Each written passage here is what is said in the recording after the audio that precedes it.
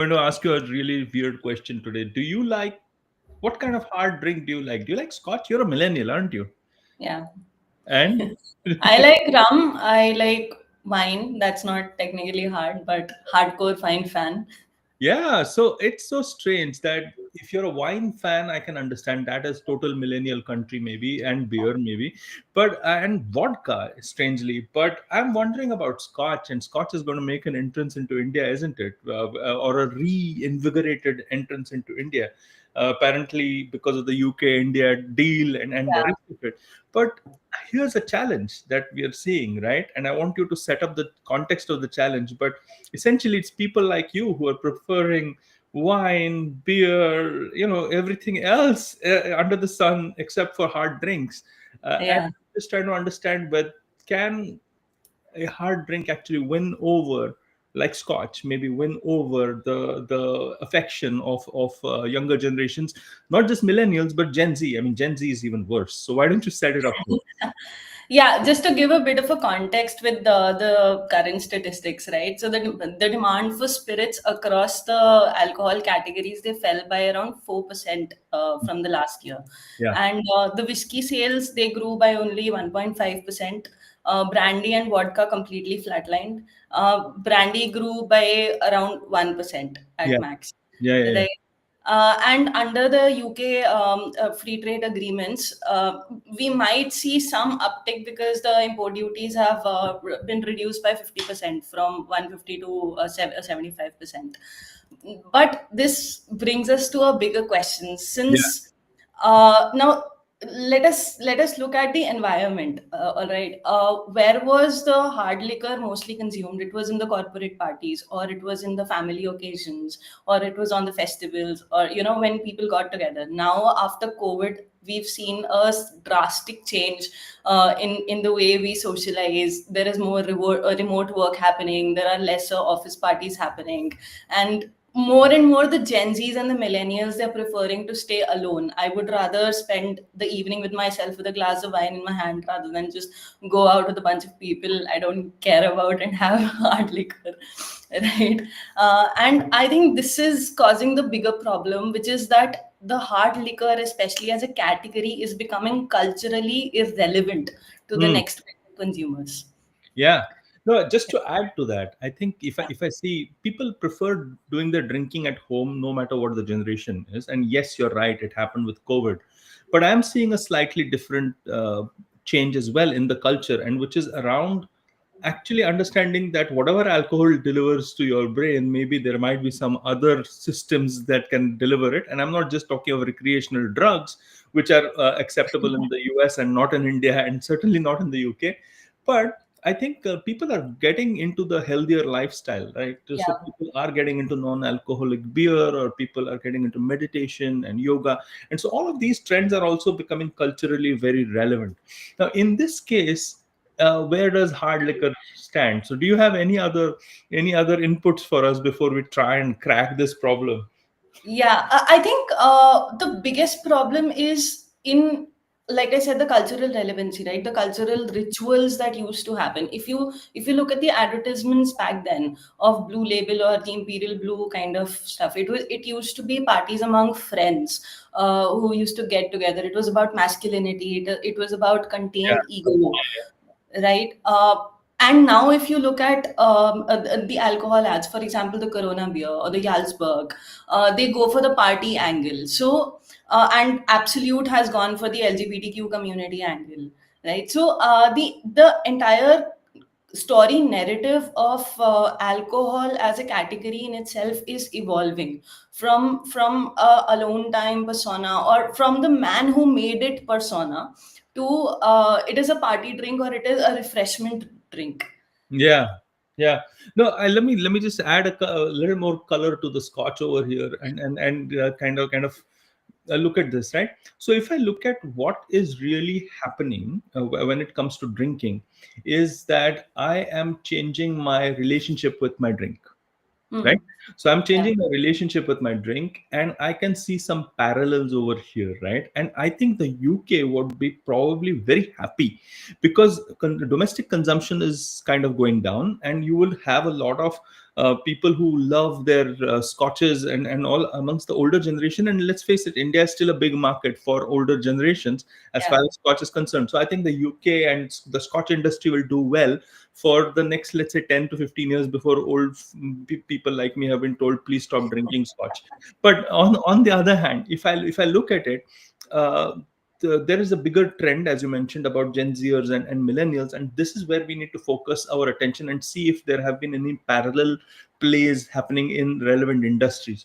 The first one is smoking, right? So if I look at smoking and the way in which Marlboro and every other cigarette manufacturer came into markets such as Thailand, India, and Southeast Asia, was when domestic market demand went down because smoking was uncool in the Western markets. That's when they started flooding the Southeast Asian market. So that's one. The second is, if I look at Pepsi, Coke, and the rest of it, they have started facing a huge existential challenge in terms of cola drinking, right? So I suspect that alcohol is going through this, and I don't think it is evolution; it is destruction. Because if I look at what is really happening, and I just sorry for this rant, but I just want to bring out an even older play. So when horses, right, when horses were the main mode of transportation, the demand for horses was big. Now compare that with alcohol. Then what happened was the motor car came in, which was a different value system, different technology, different everything, right? Different delivery system. Now, if I look at the way in which horses changed their playbook, was that they became hobbies, okay, or they became on the racetrack. So the Yeah. the market size shrunk, but there were niches and pockets that remained the same. Now it's quite Right. possible that it is going to be the same in the alcohol industry, and they probably need to wake up and smell the scotch. That's a very interesting angle that you brought in, and actually, I was feeling the same way, right? I mean, you enjoy the drink as your evening me time, or you enjoy the drink as a hobby, or you would like a glass of champagne, or you would like a glass of say a scotch when you go out for an art gallery, or Yeah. you go for a play or something, right? So it becomes like an aspirational thing, or something that you just it's something that is not your brain work but more of your hard work. Hmm.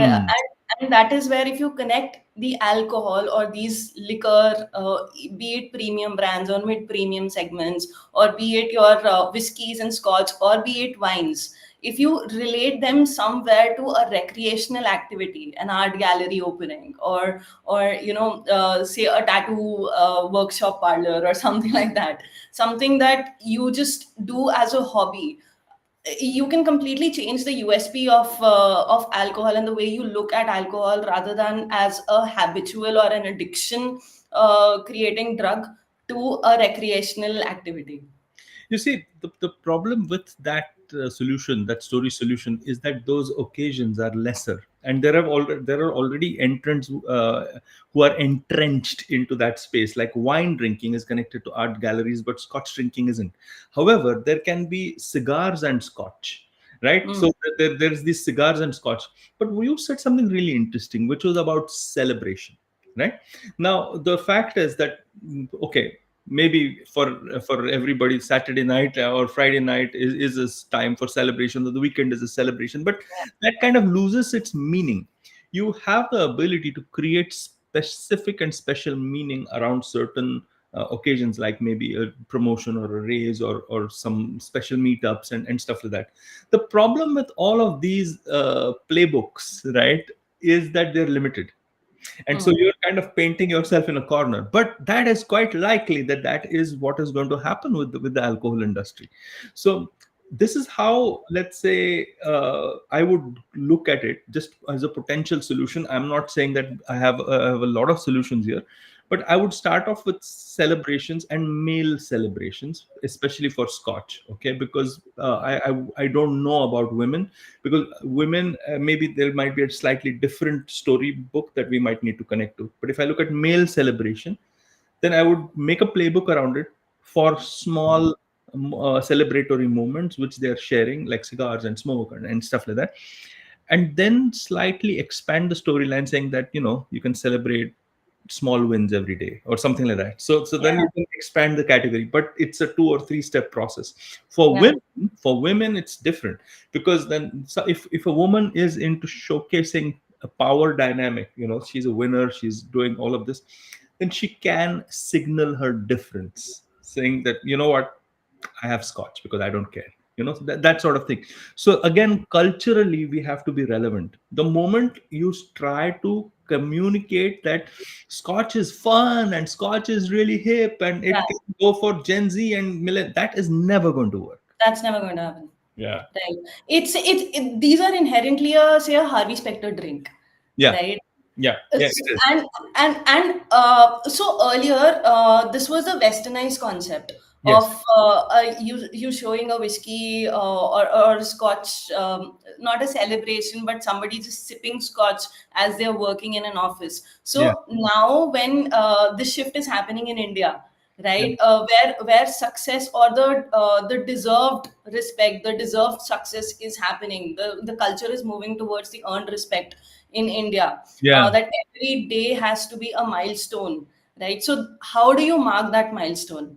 If Yeah. you bring whiskey into that, or scotch into that, or any hard liquor into that, you immediately associate that liquor with a victory celebration. And who doesn't like victory? It's a tough one, though. It's a tough one because we are standing on a mountain of information about how alcohol in general is a problem, and how hard drinks are an issue, and you want to communicate to yourself, not to everybody else, as to how you're making healthy lifestyle choices. So it's going Yeah. to be a bit of a challenge, right? And it's a nuanced story. I don't think you can have a broad stroke story Yeah. about this, and it's quite possible that this story can never be communicated through a campaign, right? So I just wanted to bring a bit of a thing out over here. You can't communicate a story like this like how Johnny Walker used to, or whatever, anymore, I think, because if I look at what Johnny Walker did, iconic campaigns and stuff like that, but they just are superficial. They're not touching the culture at all. So then what do you need to do? You probably need to develop a sort of a strong community somewhere,